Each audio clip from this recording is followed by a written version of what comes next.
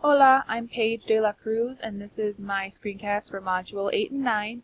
So for my LMS is OneNote, and I did not make a lot of changes because I did pretty much all of it last time. So I have everything I need here. I have all of my units, my notes and keys, and then students have access to all the links that they need for vocab and all of those things throughout the whole year, actually. It's all here. So I didn't make any changes to that. I will need to, obviously, as I tweak things and different worksheets and things like that, for example, for technology, if I make any changes, I'll update or I'll add to it if I find students need help in different areas.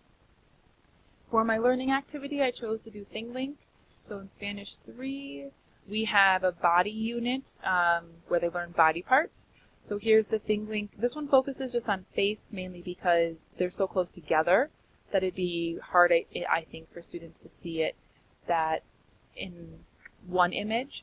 And then the body parts I have on this link. So you can see the different parts in Spanish and they're all labeled. So that was the learning activity. My 3 formative assessments. My first formative assessment is based on technology.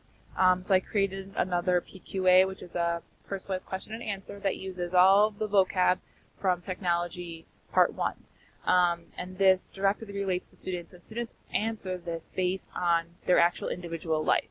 And there's a couple of ways that I can review this and check for feedback. So either students do it in class as an activity, and then I walk around and make sure it's complete, and then we go over it and I cold call on students.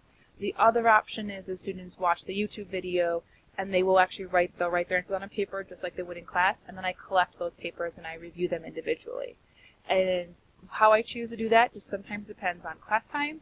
It depends on if I think students are struggling more with one vocab unit over the other.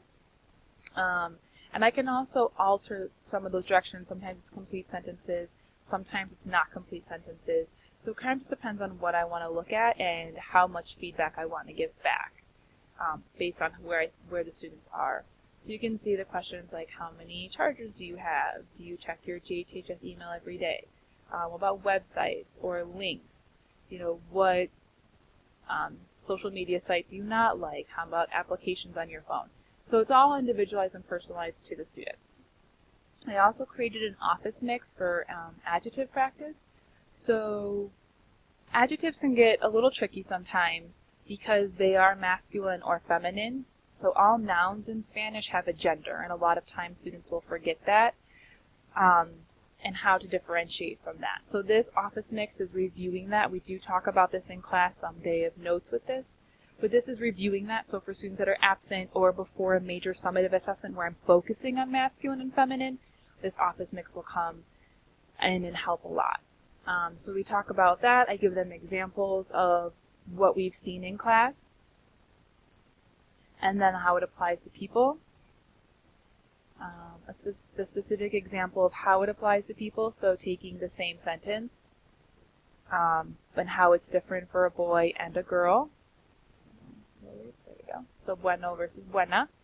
And then the students will actually have 10 examples for themselves. They have a picture of a person, famous person, their name. So what Ms. Wallace is Moreno Morena, and then continue. So now we have Ginny Weasley as pelirrojo, pelirroja. So she's a female, so it's pelirroja. So they can check their work, they get immediate feedback, but then I can also go through office mix and see how they did.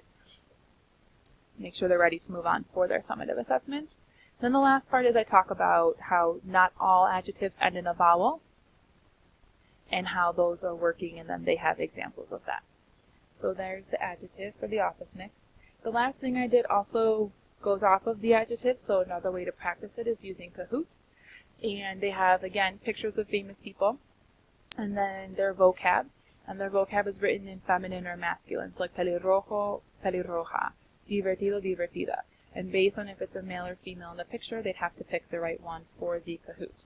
And this would be just a quick review, give me a really quick, informal, formative assessment of where they are as a group to make sure they're understanding the concept, or if we need to go back and have more practice. So that's all I have for my quick overview of my LMS as well as my formative assessments. And I will see everyone in August. Adios.